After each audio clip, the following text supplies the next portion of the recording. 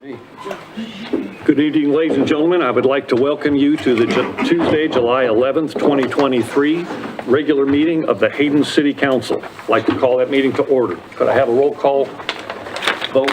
Pardon me, a roll call, please. You got it. Council President Roeder? Yes. Councilmember DePriest? Yep. Councilmember Satterfield? Yes. And Councilmember White? Yes. I'd like to ask Councilmember DePriest to lead us in the Pledge of Allegiance. Please rise. I pledge allegiance to the flag of the United States of America and to the republic for which it stands, one nation, under God, indivisible, with liberty and justice for all.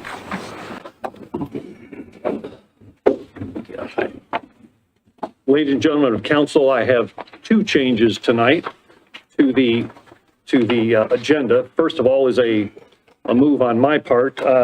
The executive session scheduled as number 5 here tonight. I am going to move that to the end of the regular meeting so that all of these kind folks don't have to sit here and wait for us to come back before we can get the city administrator report. The second is that if you will look at the current agenda, items number 1R and 1S, the ratifications of bills paid and the approval of bills for payment. On an earlier version of the city council agenda that was published on Board Book, these two items were listed separately as action items at the end of the agenda. They are more appropriately under the consent calendar according to what we have done in the past. And I would like to entertain a motion from council to move them from the original Board Book agenda to the consent calendar as they appear on the agenda tonight. Councilmember White. Yes, I would also like to move that we remove the executive session B from the agenda. Actually, we will have an opportunity to vote on executive session later in the meeting tonight. Okay, thank you. Okay. Would anyone care to make a motion to take the former items number 8 and 9 on the Board Book agenda and put them under consent calendar on the current agenda? So moved. Second. We have a motion and a second. Is there any additional discussion? Hearing none, roll call vote, please, Abby. Councilmember White? Yes. Councilmember Satterfield? Yes. Council President Roeder? Yes. Councilmember DePriest? Yes. Thank you, ladies and gentlemen.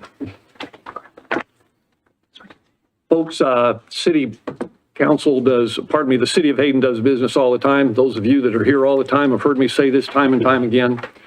There are some items that the city of Hayden does, some items of business that require the approval or the consent of the Hayden City Council. Tonight, those items are listed on the consent calendar. Item number 1, and they are 1A, approval of the April 19th, 2023 City Council special meeting minutes. 1B, approval of the April 25th, 2023 City Council meeting minutes. 1C, approval of the May 9th, 2023 City Council meeting minutes. 1D, approval of the May 23rd, 2023 City Council meeting minutes. 1E, approval of the June 13th, 2023 City Council meeting minutes. 1F, the approval of the Great Floors bid to replace the carpet in City Hall. 1G, approval of Lake City Lighthouse, Inc. deferred improvement agreement. 1H, acceptance of infrastructure for the Black Wolf Meadows minor subdivision. 1I, the approval of the Marketplace at Miles LLC deferred improvement agreement. 1J, ratification of Smith Co. Sweepstar sweeper purchase. 1K, the approval of JUB Engineers, Inc. authorization for contract amendment for the Ramsey Road Gravity Sewer Phase 1. 1L, the approval of JUB Engineers, Inc. authorization for contract amendment for the Ramsey Road Gravity Sewer Phase 2. 1M, the approval of the Hayden Urban Renewal Agency Hayden Participation Agreement for financing improvements, Crawfoot Park, soccer fields and expansion project. 1N, the approval of the Hayden Urban Renewal Agency Hayden participation agreement for financing of improvements for the North Ramsey Road Gravity Sewer Project. 1O, the approval of the 2023 National Night Out Event Permit Application, Support Agreement, and Loudspeaker Use Request. 1P, the ratification of the May 2023 payroll. 1Q, the ratification of the June 2023 payroll. 1R, the ratification of bills paid on 6/26/2023. And 1S, the approval of bills for payment. Do you have any comments or questions from council? Mr. DePriest. Thank you. I just kind of want to make sure that I'm understanding this correctly on 1M, Hura City Hayden Participation Agreement of Financing Improvements for Crawford Park, that Hura will be contributing $1.3 million to the project. Is that correct? Up to. Up to? Okay. The actual amount will probably be less than that. We are. So they will be contributing up to 1.3 million on the Right, but profit? I think it'll be less than that. Okay. And 1N, the same type of thing, Hura's participation fund, financing on the North Ramsey Road gravity sewer, their contribution, $285,791 Yes, from Hura? yes. Okay, thank you. Do we have any other comments or questions? Hearing none, I would entertain a motion to approve or reject the consent calendar. I'll make that motion, Mayor. I'd like to motion that we approve the consent calendar as identified 1A through 1S. We have a second? Second. We have a motion and a second to approve the consent calendar. Any further discussion or comments? Hearing none, roll call vote, please, Abby. Councilmember DePriest? Yes. Councilmember Satterfield? Yes. Councilmember White? Yes. And Council President Roder? Yes. Motion passes. Item number 2 is our visitor or public comment portion of the meeting. If anyone would like to make a public comment, if you would please fill out a form that was right as you came in on the table there, and bring it up to the front. We'd be happy to have you do that, and these are general public comments. I left my form back there. Oh, if you could bring it forward, I would appreciate it.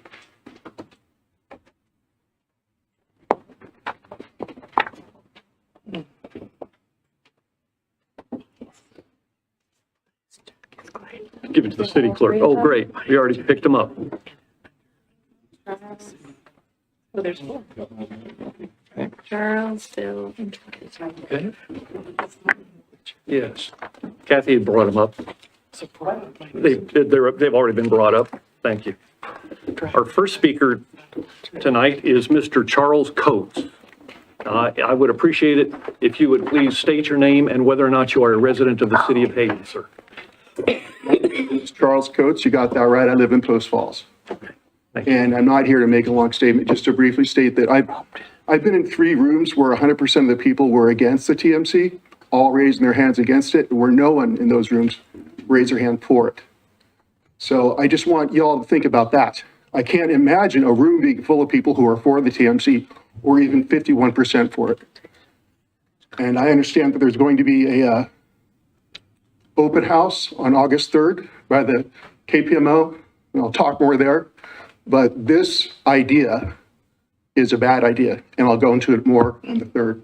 That's all. Mr. Coates, before you leave, could you tell me what the KMC is, please? 15. TMC, sorry. The TMC, It's typo. the Traffic Management Typo. Center. Yeah, the Traffic Management Center. Okay, thank you very much. Thanks. Our next speaker is Mr. Bill Brzee.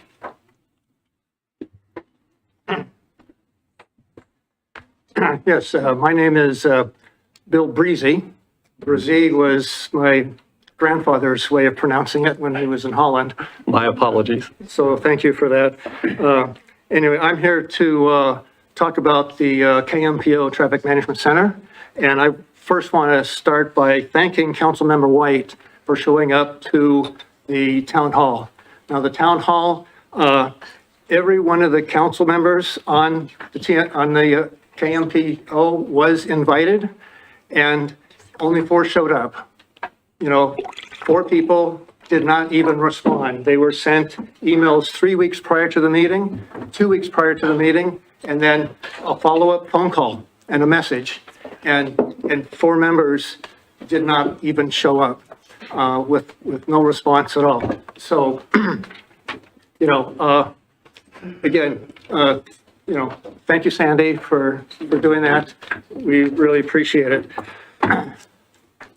I am a architect, as some of you may know, and my firm in Honolulu designed the Honolulu Joint Traffic Management System. I know a little bit about this, and I can tell you right now that North Idaho does not need one. Not at all. The traffic flow will not be improved because of the traffic management system. Light synchronization will not improve because of a traffic management center. And catching bad guys will not happen because of a traffic management center. And I'm going to talk about these in reverse order as long as I have some time. Catching bad guys, we've talked with the sheriff's department, the undersheriff, who has told us that the sheriff's department has a no chase rule.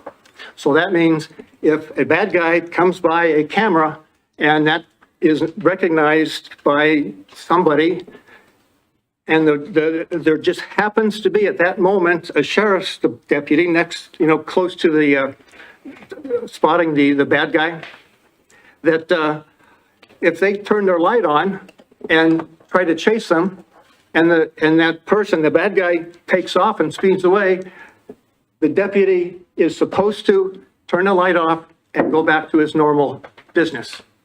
That's our sheriff's department. Light synchronization. Light synchronization has been around for decades.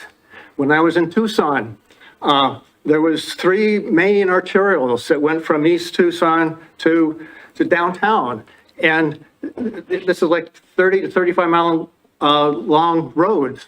And what Tucson did, which I thought was brilliant, was they took the least traveled arterial and they put some signs up mid-block. And the signs did not have a speed limit 35 and you're going, 37 and slow down. What these signs said was, if you're traveling this speed, you will hit the next green light. That is being proactive, and that is nothing that a traffic management system, a traffic management center can do. And traffic flow. Traffic flow, back to traffic light synchronization. A year ago, I've been, for the last 2 4th of Julys, I've been at Bottle Bay. And we go up there to a friend's house who makes his own fireworks. So a year ago, we were driving back to town when we lived in Coeur d'Alene, and every light down 95 was green, and the cross lights were blinking yellow. And I thought that was brilliant. We could just buzz right through. They were prioritizing traffic based upon the function of the road, and this is like at 11 o'clock at night. When I came back last week, that was gone. It was gone. 1 minute left. And so that started me thinking that, when we first got here 2 years ago, I thought that the synchronization of the lights was fantastic. When I didn't know the layout of the roads and anything else, so I was doing, government and 95. And now I stop at almost every single light. I think that somebody's playing with the synchronization in order to justify the construction of a traffic management center. I don't, there's really no more traffic that I can see. I don't travel during rush hour traffic. I travel, midday, late evenings. And, so again, don't know why the synchronization is off, but it is, and I've noticed it, and I don't know if anybody out here has noticed it. Mr. But, Brizzi, I'm you know- sorry, your time is up. If you could wrap it up in about 5 seconds. Okay, well, thank you. I will be back next meeting to cover traffic flow and to say, anyway. Thank you for your comments, sir. Next commenter is Ms. Kathy Verberg. Oh, come on, Kathy, you can do it. She shared with me that she has not spoken since, well, About 65 years ago. okay, 65 years ago, so I'm Kathy Verberg. I'm here in behalf of the Hayden Senior Center. I want to thank first of all, Hayden and their continued support of the Senior Center. You've been great. And then also the staff that came to work with the seniors with computers in regards to the survey. That was great. And thank you, Mayor, for being there to call bingo at one of our brews and bingos. And then also a recent report was sent to you by our director, Lisa Martin. The first half of the year, we had 8,655 points of interest. In other words, how many times we had folks participate in our various activities. We now have 196 members, of which 54 are new. We have over 2,225 volunteer hours. This is in the first 6 months. And 2,097 meals served. It's quite an accomplishment for our small staff and volunteers. We've been in our new locale at the Shriners Building on Lancaster for a little more than a year now. They've been great, a little costly, but great. Of course, we would like our own facility someday, hopefully. We had been at our previous location on Government Way since 1996. And until the building was sold and the rent was raised 62%, which of course, as a nonprofit, forget it. We're now looking forward to our participation in Hayden Days at our Beer and Wine Garden. Come and see us. And then we'll be in the parade with some cars. I get to drive a 63 Ranchero. Yay. And also our raffle fundraiser, a Traeger grill, and the drawing will be on Saturday night, the 29th. And you don't have to be there to participate. I have tickets. I have a lot of them. So please, it is a fundraiser. We do need the money. And then we're also having a car rally, which we're going to meet up with some more cars and then drive around the lake and end up at the senior center for lunch, $15 per lunch. You have to sign up for that. But anyway, and how many tickets would everybody like? I have a whole roll. But again, thank you. Thank you very much for your support. It's been great. We could not survive without it. And that's the truth. Thank you. thank you for your comment, ma'am. Good job.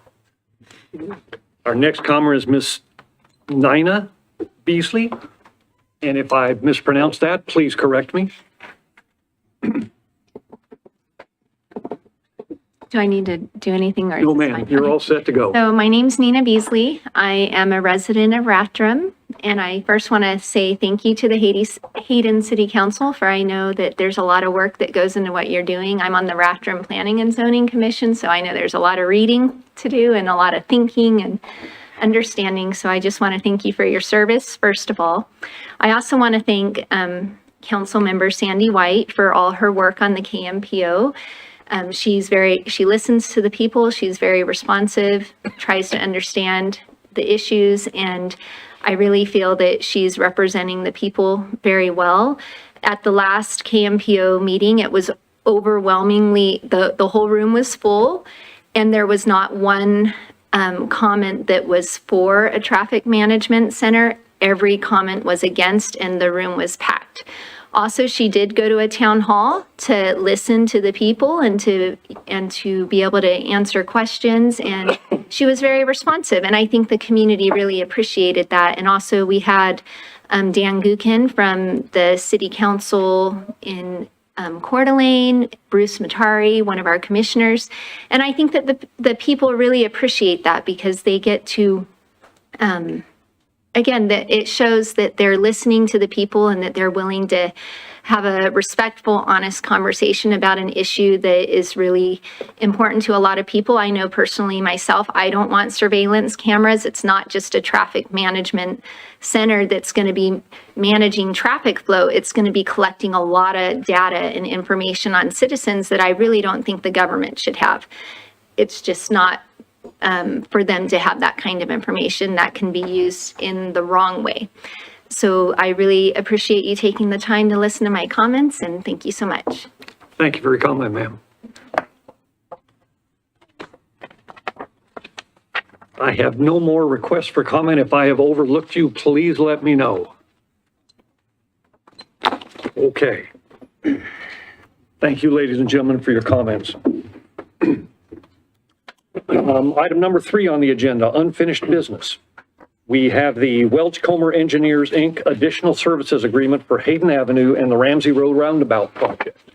Ellen, can you give us an update on that, please? My computer's down. Say, what is the title again? Here, this one. Welch-Comer Engineers, additional services agreement for Hayden Avenue and Ramsey Road Roundabout project. Hayden and Ramsey. So we have been, yes, I can.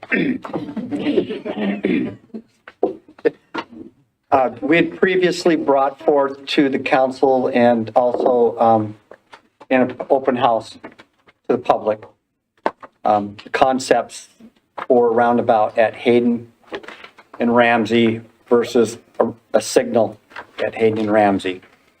And through that process, it was in the comments from the public and the input from the public, the council had directed Welch-Comer to move forward with the design of the roundabout concept. Since that time, they had went to a conference which talked about what are called mini roundabouts. They're a little bit different concept. They're pretty blasé. However, there's potential that we could reduce the impacts to a couple of the properties, maybe enough to make it to make this a worthwhile project. And so to look at that option, they wanted to know whether that was something that the city was interested in looking at. I talked that over with Brett, and he thought that it was at least worthy of bringing it to the council for your consideration. What this would do to give them the money to go and put a concept together and bring that back, show you what that might look like, to look at what those cost savings or impacts might be, so that it could be evaluated as maybe another alternate, if that's something the council's interested in.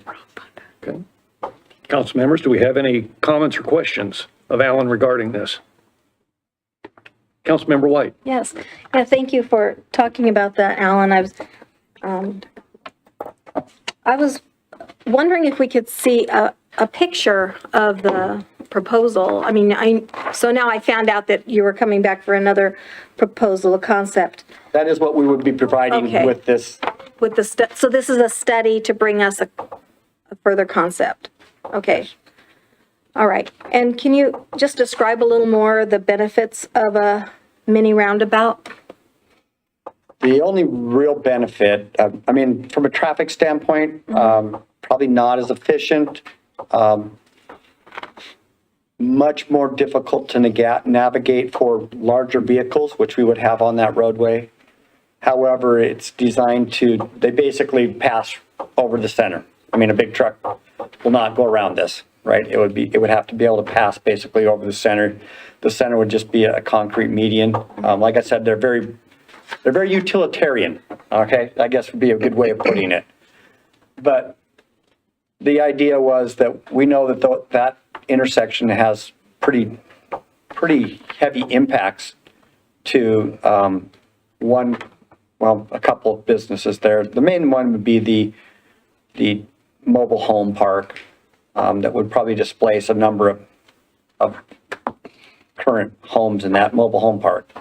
And so the idea was, if that could be mitigated, would that be worth the look at this as an alternate? So I think that's where we're at. Mr. DePriest. Thank you. That is one of the most heavily traveled, or one of the biggest issues that we hear about up there. And you mentioned a word about efficiency and the like. And I don't know, would this include any kind of studies about that would differentiate between the full size compared to this as to its ability to handle peak traffic hours and things like that comparatively? I would expect the study to come back and give us a level of service comparison. I would expect them to talk about the difference in the operations for different vehicles, and then to talk about the difference in the right-of-way impacts. So will we be getting an example of both, shall we say, that we get to select from? Or if we say, okay, move on this now, this would be the only one we'd be getting? No, you've already directed them to move forward with the roundabout concept that was brought forth to the public. Right. In the open house. This would be a step back and say, here's another option that we didn't consider. Options, okay. Here's another option we didn't consider. Is this something the council would be interested in considering, and if not, then we'll just keep proceeding forward where we're at. So we'll have the ability to weigh between You would at that the two point, and yes. see which, especially, all of the factors that you mentioned are very important, but the efficiency, if it's not really going to improve the efficiency from what we have going on now, you know. I think there's the efficiency, the aesthetics, and the operations, the aesthetics, and the impacts. I think those are three things you would end up weighing when it was all done. Right, okay, thank you. We have other comments, Yes, Councilmember White. so would this have the possibility of lowering the impact on like the gas station and the mobile home park?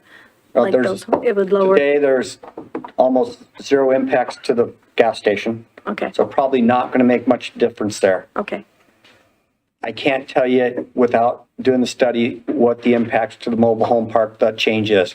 But the intent is that it might be able to do that. okay, thank you, That's the reason for bringing it forward.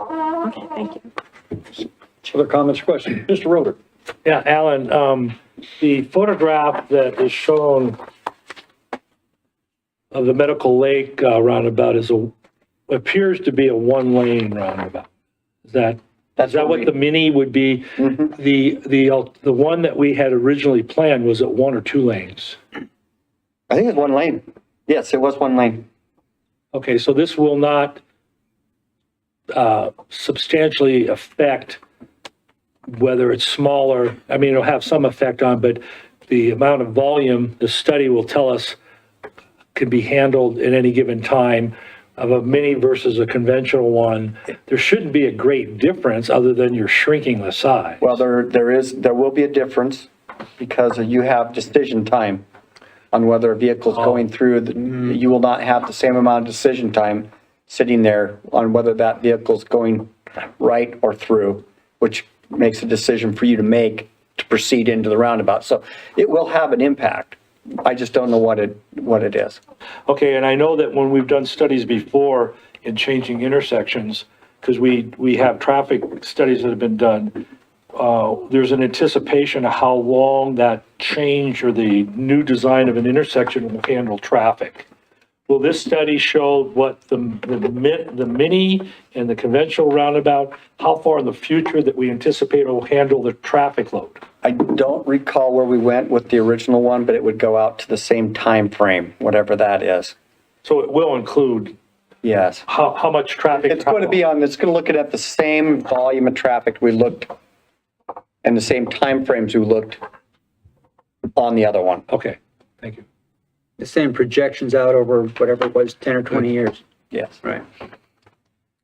Other comments or questions? Mr. Satterfield. I'm somewhat familiar with what we're talking about here. Bottom line is It doesn't take up as much space, of course, but it also does not flow as much traffic through. And when I look at Ramsey and Hayden, everything that's gonna happen in the future, development and stuff like that, I just don't see where a mini version is gonna work. You know, and I can't go into detail. I'm not an expert. Alan's already said he doesn't know what the study, don't. so I guess what I'm saying is, I think we should proceed with a full-size roundabout and not spend $16,000 to get a different thought. Mr. DePriest? Yeah, I think I concur with Councilmember Satterfield on that too, and that was kind of where my questions were going, is if it's likely that this is not going to handle the volume, and that's going to be, I believe it's projected to be in the future, a major east-west, do we want to spend $16,970 when the efficiency is going to be reduced and also compounded as it moves into the next 10 or 20 years? So I think that's a question that we need to consider as we consider this issue. Yeah, I agree that I don't want to undersize something. I think that's a common mistake that government can do, is they build something and they don't build it big enough to handle the future. And we have the Ramsey extension north by around the airport, and that's going to take a lot more traffic, Ramsey going north, once that opens up. People are going to try to get off of 95. So I agree with Roger and Councilmember Ed DePriest that I would rather do a conventional one that could handle higher volume and not spend the money on an option that may be undersized sooner than later. Other comments or questions? Council, Yes, Ms. Blank, go ahead. I would join the consensus here and want the traditional roundabout. I think that people have enough trouble with a roundabout, learning how to navigate it without the possibility of a truck going straight through it. So I think that would kind of throw things off, but Other comments or questions? Hearing none, I would like to entertain a motion regarding this additional study. I'll go ahead and do it. Mr. DePriest? I would motion that we, I guess, deny the right term, the amendment to number 1 Hayden Ramsey roundabout design. I'll second that. We have a motion and a second. Any further comments or questions? Hearing none, roll call vote, please, Abby. Councilmember White, could you repeat if we say yes, are we denying it? yes. Yes. Yes. Councilmember Satterfield, Yes. Council President Roder, Yes. and Councilmember DePriest. Yes. Motion passes. For item number 3B, normally an acceptance of infrastructure is a consent calendar item. However, as a private citizen, I spoke to this council opposing Jackie's Glade. And out of an abundance of caution, I am recusing myself from this particular decision. And I'd like to ask Council President Roder to take over. Ooh, I'm gonna pitch hit.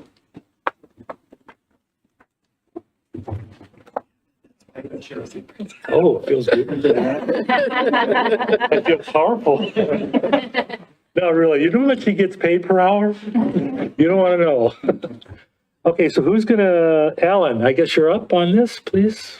I guess. This is a development that was brought forth to the council and approved for development. And at this point, they have completed the infrastructure. Did Rob put this together? I did. I think Dan did. Yeah, Dan must have. So the infrastructure has been completed to the city's, per the city's requirements and been reviewed and accepted by staff. And so we were asking for acceptance of that infrastructure by the council. Okay. I guess Anybody have a question that they'd like to pose? Yes, I have a question.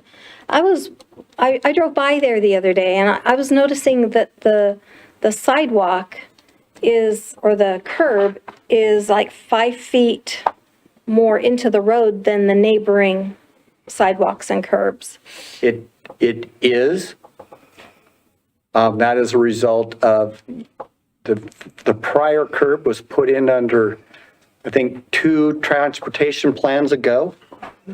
So the road section has actually changed twice since that curb was put in. And so this is the current road standard for that road. Okay, so later on down the road, we're not going to need to, pun not intended, later on down the road, we won't have to narrow it or That's not. widen the road or? We're not intending on narrowing or widening the road down the road. Okay. Okay. Okay, because it just looked to me like it was, the sidewalks next to it or the curbs next to it give a lot of parking There's, area, but this one kind of curves back out. So. yeah, and in the last transportation study before that, there was no sidewalks on that side of the road. Okay. So if you were to go down the road farther, you'll see a curb with no sidewalks. It's one of those things. Okay, so when So was that good eye. curb and sidewalk, when was that curb and sidewalk built for Jackie's Glade? It's built per city's plan. When? When was it built? Last summer. Last summer. Okay. Okay, thank you. Does anybody else have any questions regarding this? If there are no other questions, I would like to have somebody entertain a motion, please.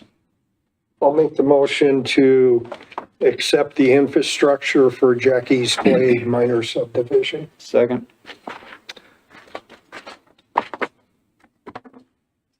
Roll call. Councilmember White, No. Council President Roder, Yes, Councilmember DePreez. Yes. And Councilmember Satterfield. Yes.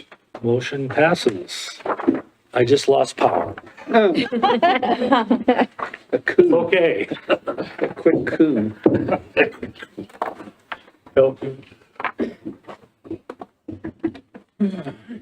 Ladies and gentlemen of council, our next item is number 4, new business. We have the Hayden Area Regional Sewer Board fiscal year 2024 budget. We are fortunate to have in our midst tonight Mr. Ken Windrum, who is the Executive Director of the Hayden Area Regional Sewer Board. Nice to have you with us, Ken. Thank you, Mr. Mayor.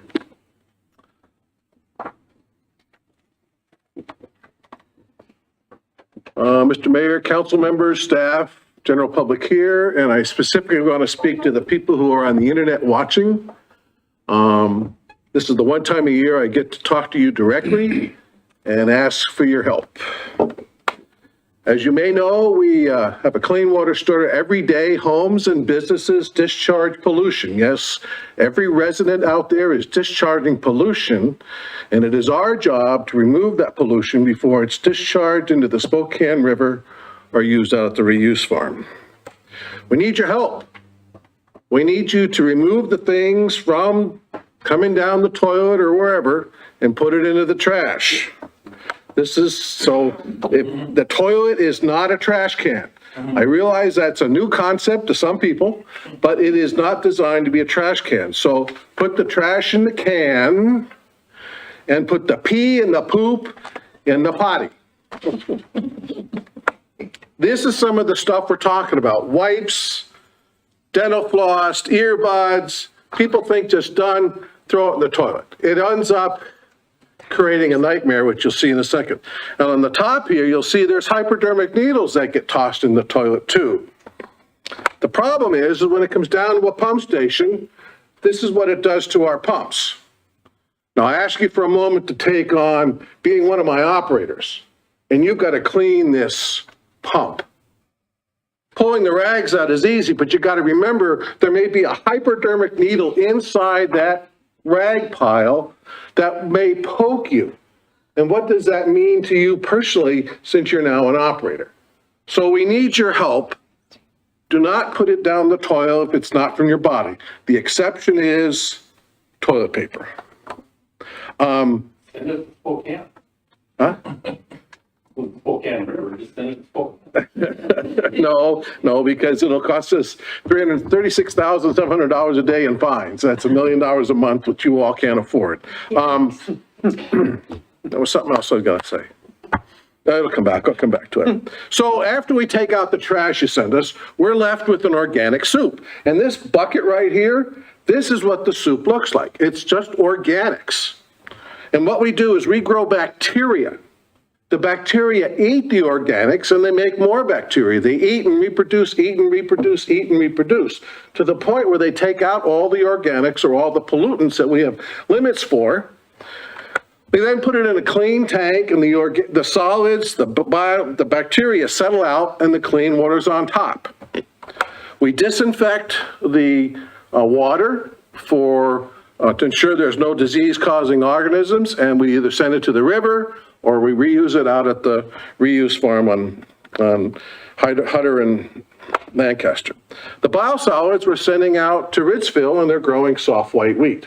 It's a great soil amendment. It's much better than commercial fertilizer because there's so many more things in our biosolids that the farmer can't buy to help his crops grow.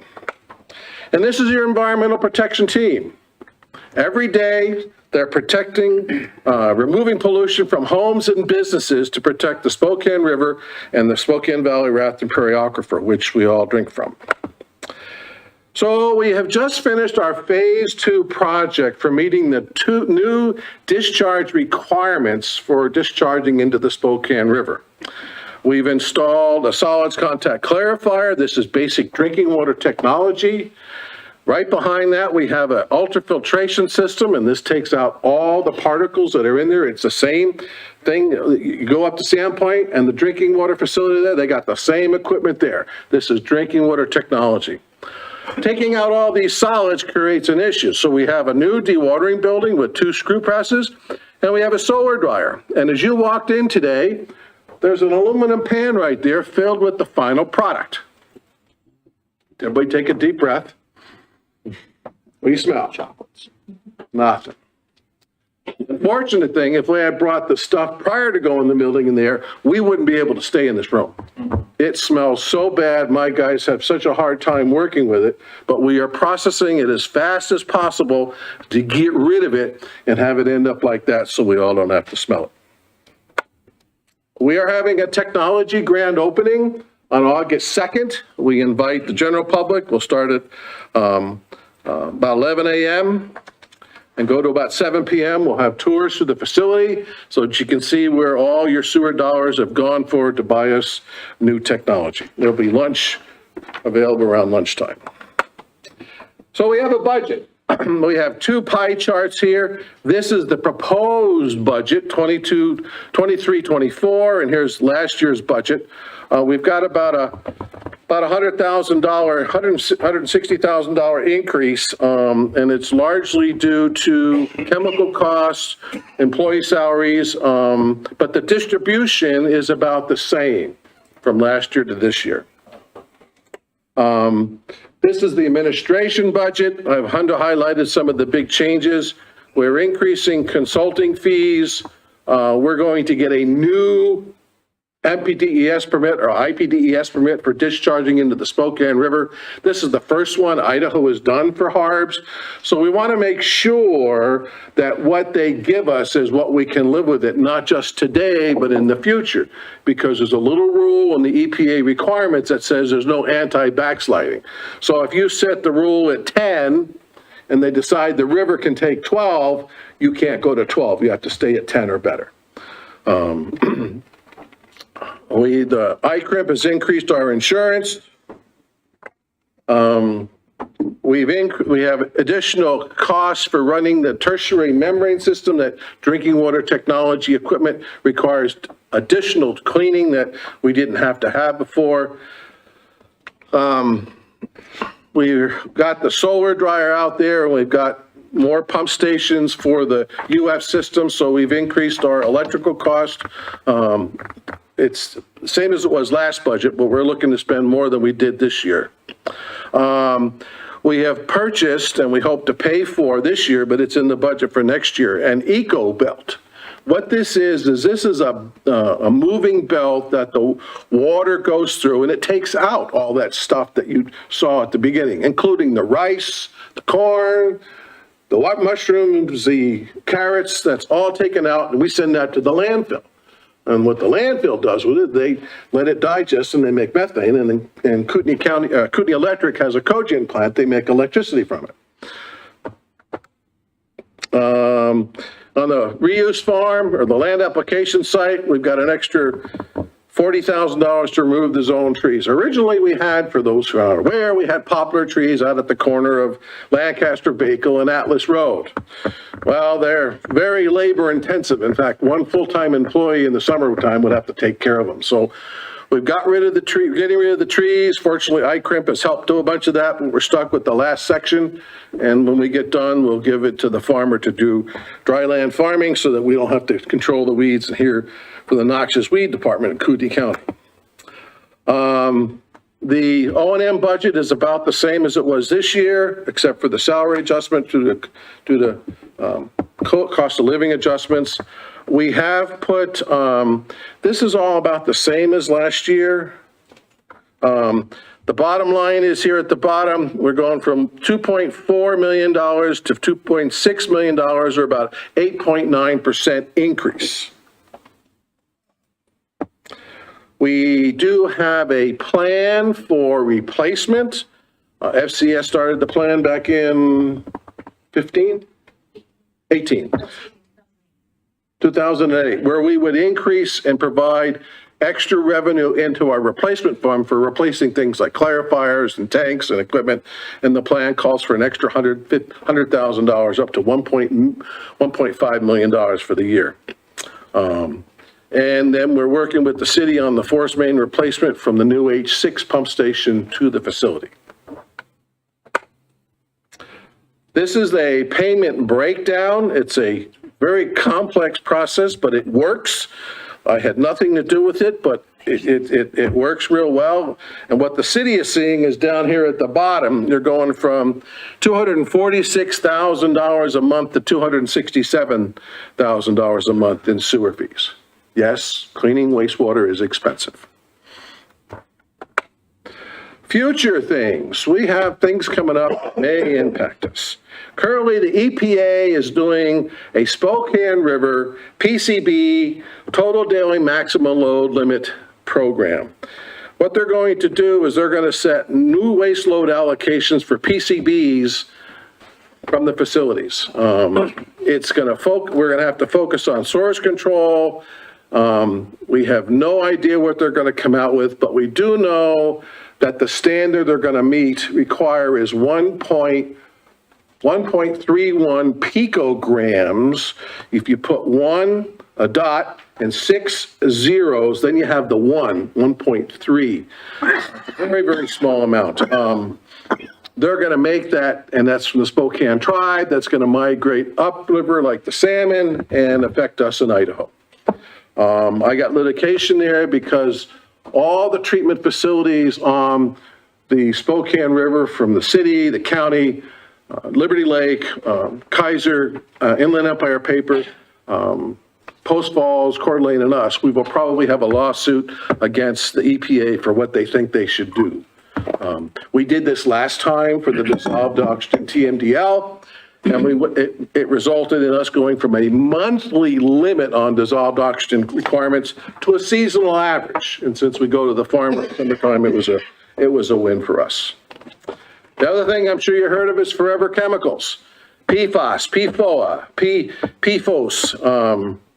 We have no idea where this is going. The EPA is really jumping hard on this. It's source control. It's in the carpet we're standing on. If the women are wearing waterproof makeup, it's in the makeup, it's in your bloodstream, it's everywhere. So I'm not sure what's going to happen, but we're going to have to do something down the road. And the only way you can remove it is through granular activated carbon, which is very expensive, or ion exchange, which is even more expensive. Last but not least, biosolids disposal. Every day we make clean water and biosolids. So as they change the rules for PFAS and PCBs, it may impact the disposal of the biosolids. That's some of our horizon. And as always, when you flush, think of us. Questions from the council? Questions of council members? Mr. Roder. After going down to the Idaho Association of Cities, and this was a topic that was discussed, by definition, a forever chemical, well, it lasts forever. So if you remove it, like you said, there are two methods that you can remove it. What do you do with it? If you can't destroy it, what do they do with it? I have no idea. My just wild guess is the fact that it would be classified a hazardous waste and go to Arlington Hazardous Waste Disposal landfill next to Arlington, Oregon, just up from the Columbia River. That's the nearest hazardous waste site we have. Thank you. But that yet to be determined. Other questions or comments? Ken, having heard your presentation several times before, I should tell you that my wife and I no longer even use our kitchen garbage disposal. Oh, Brent was yelling at me to keep it short. I'm coming back. We're going to talk about garbage disposals. When you use your garbage disposal, everything you send down that drain, I've got to remove. If you throw it in the trash, it goes to the landfill, they make electricity. You send it to me, I have to buy electricity. I'm coming back and we're going to talk about that. Thank you. Thank you, Mayor. That's one of my pet peeves. Pretty good segue, wasn't it? Yes, thank you. We have no more questions or comments. I would entertain a motion regarding acceptance of the Hayden Area Regional Sewer Board's fiscal year 2024 budget. Mr. Mayor, just before Yes. you do that, I was just going to mention, just so, one of the questions, the number that they put up there that comes to the city, that number, I had that previously, and that is incorporated in our budget that we discussed. So, Okay, thank you. Someone care to make a motion? I'll make the motion to accept the Hayden Area Regional Sewer Board fiscal year 2024 budget. We have a second? Second. We have a motion and a second. Any further discussion? Hearing none, roll call vote, please, Abby. Councilmember White, Yes. Councilmember DePreez. Yes. Council President Roder. Yes. And Councilmember Satterfield. Yes. Motion passes. Thank you very much. And Ken and Stephanie, thank you for showing up tonight. Our next item, B4B, is the American Universal Storage LLC Annexation Deferred Development Agreement. Donna, is that, can you give us some information on that? I can. So it's very similar to the one that we talked about at the last meeting, except in this case, it's more specifically related to the roadway that's to the north of the property that is yet to be developed. And so the frontage, and it also doesn't have sewer anywhere near it either. It's in a future 8H8 sewer basin should it be annexed. It's also one parcel away from its western side to be annexed. It's totally willing to annex. And it's got a kind of a funding mechanism in there so that they, instead of posting a bond for those frontage improvements that are yet to be completed along that northern road, that they would contribute to the city the cost that they would normally pay to a bonding company, so that they would then utilize those dollars toward that future improvement. And the way the agreement reads is that we would evaluate that 10 years from now if it hadn't already been annexed at that point in time. Questions of council? Or comments?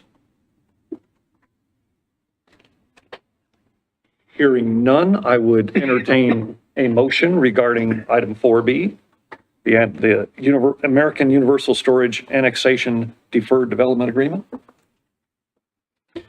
Mr. DePreez. I would motion that we approve the American Universal Storage LLC Annexation Deferred Development Agreement.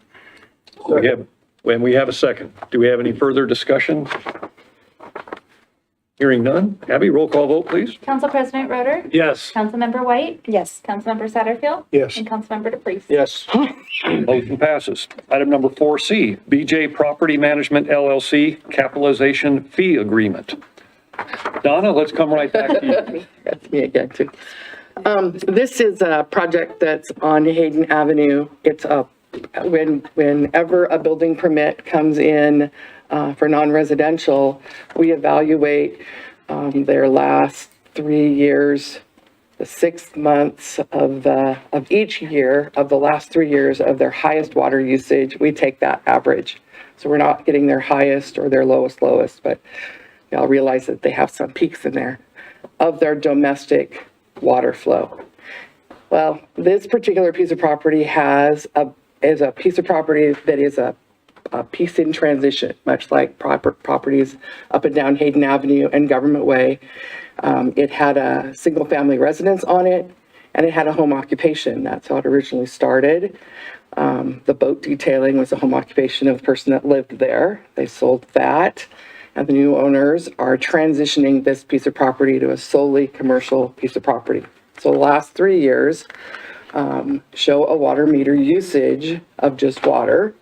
It shows it for house consumption, shows it irrigating they say a small yard area and the boat detailing shop. Well, it's transitioning. The house is now gone. The boat detail shop is being demoed, and the new building is going to be constructed in its place that's larger than the current building. But it's really hard to tell how much of that used to be for the house, how much was used for previous irrigation. So they are installing, as part of these improvements, that they're putting in a deduct meter for their irrigation. So it'll be able to take the water meter that is at the street, tells you how much water goes to the property, and then the deduct meter shows you how much goes to irrigation. So we'll be able to figure out how much is really domestic flow. And so this agreement recognizes the fact that we recognize that they're boat detailers, they wash boats, then the boat that they wash, that water goes down the drain and into the sewer system. Their water usage for the last 3 years, water average, is more than what they've already paid. I don't have a clue what. There's just too many moving parts. So staff requested that they enter into a cap fee agreement that they would pay toward what we believe is probably a more accurate number for their capitalization requirement. And that over the course of the next, year or 2 years, we would monitor that. And then if we needed to amend this cap fee agreement, we would come back to council, whether we had to amend up or amend down, in order to get an accurate reflection of what they're actually using. Sorry, long story, but. Excellent. Good, thank you. Questions from council? Comments? Mr. Roder? Yeah, is this the first time we've done a modification to a capitalization agreement like this? No, we've used them in the past in a variety of locations for this kind of reason. As businesses in the past either paid a cap fee, we've always required they pay the minimum, that's a requirement, which they have in this case. And then if we anticipate that a business is either growing or we just can't really get a good firm answer of what that number is, we've had folks enter into cap fee agreements in the past. And I know in the past, it's been hard to know the usage of any entity because we don't have any meters that we can monitor to know the usage, water usage. And the water companies have been reluctant to give us that information. So my question is the water company allowing us to put these meters in to this? You said there's a deduct meter and Right. to differentiate between the two usages, or is it just that the homeowners are allowing that? So we're just still the water companies are not helping us at all. Okay. The water company, it's important to note, in this particular case, it was a suggestion by both city and the water company to put in the deduct meter. So. Okay. But you're right, it is really difficult to get water records from the water districts. And so we have to have the water records come from the owners of the property. They go to the district and then give us. So I want to do a follow-up on that. So if we can't get it from the district, why can't we ask the business owner as a city saying, what is your usage, like we have done here? Can't we do that with other businesses to get a better handle on their consumption? They Can we demand that?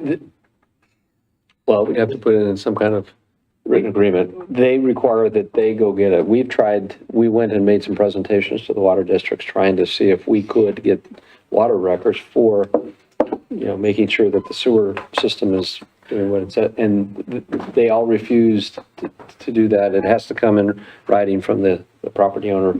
I don't know what other mechanism in what We have documents. put on building permits that we request your water usage annually. And we have, in previous years, sent out requests from owners to get their water records to quantify the water usage versus what they're being charged for sewer, but it's a. So, yeah, so with their sewer cap fee, that they have to, we're providing sewer delivery for them, could that be part of the agreement? You've got to, it's a requirement. For commercial industrial at least. We could try and put that in. I'm not sure the water districts will. Not here. It's in that agreement, yeah. For the future. Yeah, right. Saying maybe to help us get a better handle on, so we don't have to do this. So I think what you've seen staff kind of working in this direction in a variety of policy changes and messaging that's come to council in relationship to these new projects. And you're right, the best time to make this ask is at the time of a change of use or a building permit application. We couldn't just go out to every existing business and start making this demand. But I think staff's been very diligent, at least in the last year to year and a half that I know of, probably longer, in making this a requirement of a change of use and or a building permit application. Would that require an ordinance or something by the council to say it is, or it must be, or shall be? We can go back and look at code and see if we could beef that up a little bit. Thank you. You're welcome. Other questions or comments from council? Hearing none, I'd entertain a motion regarding BJ Property Management Capitalization Fee Agreement. Mr. Roder. Oh. You moved. I'm waiting for others. You had the most questions. Go for it. So I'd like to make the motion that we approve the BJ Property Management LLC capitalization fee agreement. Second. We have a motion and a second. We have any further discussion from council? Hearing none, roll call vote, please, Abby. Councilmember Satterfield. Yes. Councilmember DePreez. Yes. Councilmember White. Yes. And Council President Roder. Yes. Motion passes. We'll move on now to reports. First of all, from our city administrator report and calendar review. Mr. Boyer. One of the things that you've asked to do is have a workshop, a follow-up on the survey that was done. We had the report on the survey. And so one of the items, whether we do it now or later, my understanding is we won't have a quorum at the next meeting. And so we need to reschedule to do that. As part of it is we've got budget, a final draft budget that we need to approve, which is important. And then also the council had requested to move forward looking at the issues from the survey, primarily growth, comp plan, traffic, and honeysuckle. And so maybe getting some direction from council on when they would like to do that. Just as a heads up to council, as long as we're talking about that, we will not have a quorum on our July 25th meeting, so we will not hold that meeting. So we won't have another meeting until August 8th? Am I seeing that correctly? Unless council decides to do something differently. You are correct. By our schedule. Yes. July 25th. Well, I would like to, at the very least, have a special meeting between, I believe it's probably the week of the 24th, somewhere before then, regarding the growth comprehensive plan, future land use, that we've talked about, because I really think it's important that we get moving on that, get it, the ball rolling. I think that the idea on the first one was just to bring ideas to the table, what each council person, mayor, maybe thinking to give us something to then mull over and work on to come back in the future. But I think we need to get the ball rolling on this as soon as possible. And I would propose sometime, when you come back from fishing, 23rd. Come on, come back. Yeah, I like it. Yeah, I'm going to be coming back on the 29th of July. Oh, the 29th. Yeah, I have that So whole you're week. gone in that whole week. Alaska. Okay, then the week of the 31st. If I might just throw something out here, since we are not going to have a regular council meeting on the 25th, and we have to, as a council, approve a proposed budget that we could take to hearings, that we have a special council meeting on Thursday, the 20th, and have we'll just call it a growth workshop, That's even better. also on the 20th. Is it possible to put together the proposed budget in that period of time, Brett? Yeah, I think we can. I mean, it's going to push us, that's moving us up like 5 days. You saw the budget today. There's a couple changes we need to make. Are you talking about in the morning? Because that is the same day as Harbs. In the afternoon. I guess I would suggest in the morning, since we have two council members that are going to be on the Harbs board meeting in the afternoon. Before we go very far with it, council members, is that, So you're proposing a July 20th special council meeting yes, earlier in the day. yes. You will not have legal counsel present. On the 21st. We're all in Boise for the bar conference. You can proceed without legal counsel. I just need you to know that we won't have anyone available. That's the week of the annual bar conference. What if we were to do this? I don't know if you can be online, but, because we do need to have a final draft budget that we can approve and then notice in the paper prior to our public hearing, that if we could, I don't know, whether the 20th or 21st, if we could have a short meeting just on the budget, to go through and get that proposed budget approved, whether it's an hour or whatever, and then the one that's on growth and maybe the first week in August, and separate those two, because that meeting could take a couple hours. And then if you could, you don't have to be on for the budget Correct. one. Yeah, we'd want you there for the growth one. We're talking about a workshop, that's going to be for the growth. Yes. Yeah. Since Tell me again the purpose of the workshop, for growth? basically revising the comprehensive plan. So the way I heard that was a kind of follow-up to the survey and what you heard, is to kind of give direction that, there was concern with growth, concern with intersections, and so to give each of the council members kind of give us some direction on what they want us to do with things you heard from the survey. I believe we all approved to have this at our last meeting, Yeah. didn't we? Yeah, I thought it was, yeah. To do a workshop relating this. Right, Yes, yeah, we did. yeah. Well, since I have contacted council members individually regarding their availability on Friday, the 21st, in the morning, early, I would propose to council that we have a special council meeting at 9 a.m. Friday, the 21st. That works. Okay. Mr. DePriest? Yeah, let me get back Is that, to my. is that for just the budget or Just the both? budget. Or just the budget, and Just then the we budget. set another workshop for that? And we'll get to the workshop. in a Yeah, sure, Friday. Well, I don't know. Let me get out of here. Like, I'm sorry? for some reason, doesn't want to go back into it. So it would be just for the budget? This is just for the budget, Friday morning, July 21st at 9 a.m. Does a workshop And I'll get achieve to the what work. we We'll do that need to separately. do? Because will we need to vote on anything? Does it? We'll need to vote on this, so this will be a special Special meeting. Okay. What time are we looking? 9 o'clock?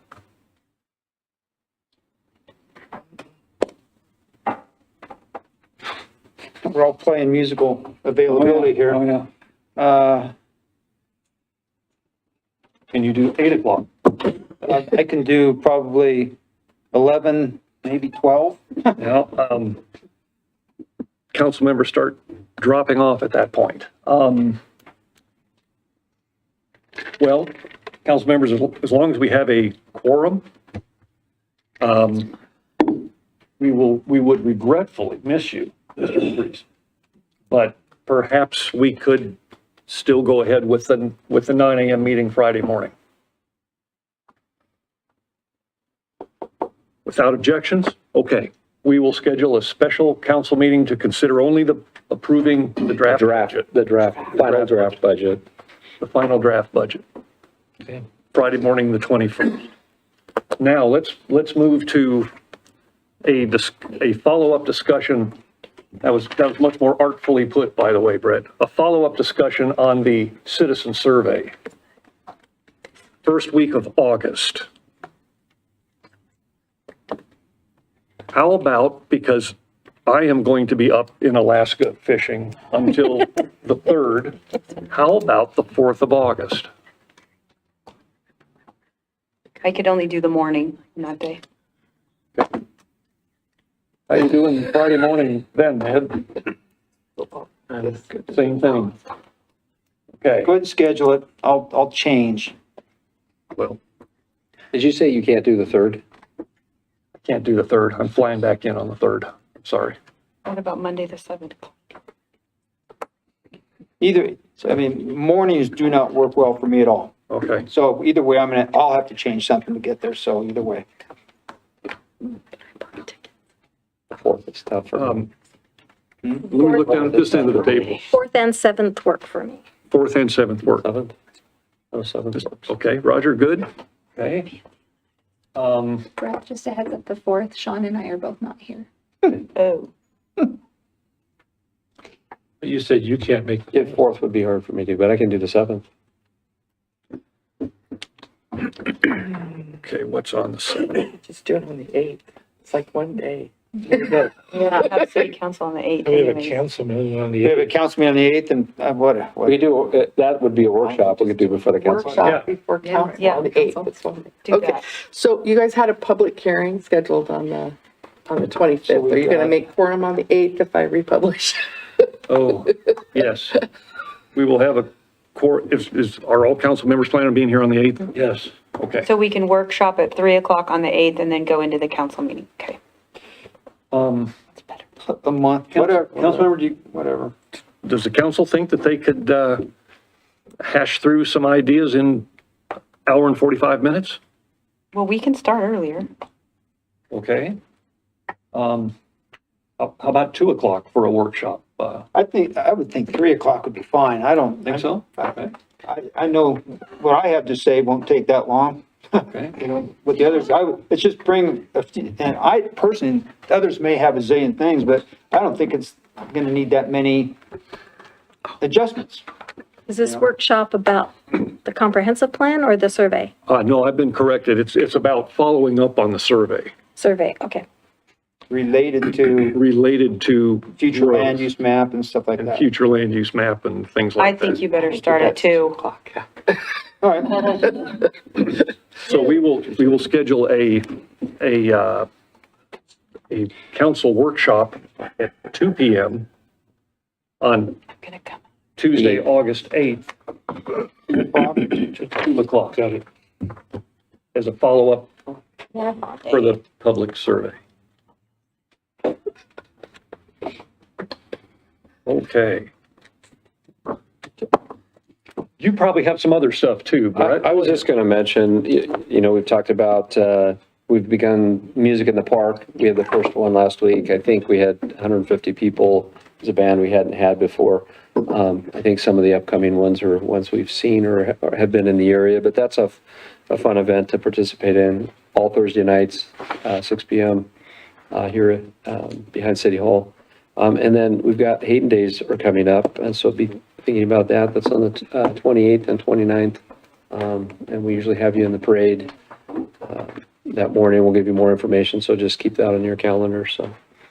I think for tonight. That's probably it. Okay. Roundtable items? Anyone have any particular roundtable items? Ms. White? Yes, so I would like to give a report on KMPO. Okay. That's the board I'm on. And I was appointed in January. And since I've been appointed, 3 of the meetings have been canceled. So I haven't been to very many. But the biggest item right now is the Traffic Management Center, and many of the folks here today spoke on it. And, well, so besides the Traffic Management Center, we're also, I'm also asking the KMPO to record their meetings. So I've been getting that, trying to get that on the agenda, but we haven't been able to accomplish that yet. So that's one agenda. I'd like to see more transparency. People are trying to come to the meetings that are third Thursdays at 1:30, and it's just hard to get to them. So the Traffic Management Center is something that was voted on. It was a study voted on back in April of 2022. Ed DePriest was a member then when it was when they approved the request for the proposal. And now the study is coming back and we're looking at it. So we've had one workshop on it, and it seems like the citizens have woken up to the KMPO and have started coming to the meetings and speaking up. And they've been having town halls, giving information about what's going on. And so, yeah, I've been looking at it. I have concerns about it. It's not something that's mandated that we have to do in any kind of statute anywhere. And so I just wanted to let you know that I'm on the board and that's moving forward. But a lot of the people are speaking up against it because of as many of the people spoke today, they don't see the cameras as being necessary. It's the study is not showing that it's something the people want right now. So. Okay, thank you. Other roundtable items from other members? Yes, sir. Mr. Senator. I'd just like to welcome our new finance director. I met her this afternoon, and I can tell already she's going to fit right in. The other thing I'd like to bring up is I have long maintained that our traffic issues are not just about Hayden. We've had growth, so therefore we have more traffic. So I conducted a traffic study on my own, and I got at the corner of Government Way and Dakota. I got behind 16 cars. 4 of them turned off to go into Hayden. 2 of them turned off to go up to the Rimrock. The other 10 went to Rathdrum or on the highway. So we've created a very nice avenue for these other cities and other people to use our roads. And therefore it's causing us traffic problems. And I'm not saying we don't need to address them, don't get me wrong. I'm just saying that our growth is not the only reason we have traffic issues. They're coming, Lancaster. I'm a longtime resident. I used to travel Lancaster when I seen 1 or 2 cars. Now they're almost bumper to bumper. So it's not just about Hayden. Next time you're sitting in a long line and you're mad because you're sitting there, it's not just Hayden causing the problem. Thank you. Thank you. Any other roundtable comments, issues? All right. At this point then, I'd like to thank the ladies and gentlemen for attending. We are going to be moving towards an executive session, and I would I'd like to hear a motion from council members regarding moving to executive session. Mr. Mayor, Yes, ma'am. I would like to ask that we delete the item 1B, executive session from the Item agenda. 1B, the B, item B, 5B. item 5B, 5B. which is Idaho code to consider basically public officers, employees, or staff. Yes. That would require a vote of the council. Okay, is there any discussion we'd like to have on Can that? I ask why? Well, it's. No, why, what Oh. purpose of her motion? I believe that it doesn't cover the CAMPO traffic management system, and that's the reason that I've been told we're going into it. I don't believe it applies. Okay, do we have a motion on the floor? Do we have a second? I'm sorry? I didn't hear a motion. Oh, I'm sorry. I move that we delete item 5B from the agenda. Okay, we have a motion to delete item 5B from the agenda. We have a second. Motion fails for lack of a second. I would still like to entertain a motion regarding executive session. I'd like to move that. Oh, go ahead, go, Roger. I move that we go into executive session. Yeah, under which section? I'm sorry. Idaho Code 74-206 1F and Idaho Code 74-206 1B. Do we have a second? Second. We have a motion and a second. Any further comments or questions from council? Roll call vote, please, Abby. Councilmember DePreez? Yes. Councilmember White? No? Council President Roder? Yes. And Councilmember Satterfield? Yes. Motion passes. We'll take a 10-minute recess and go to executive session. Thank you very much for coming, ladies and gentlemen. We appreciate it.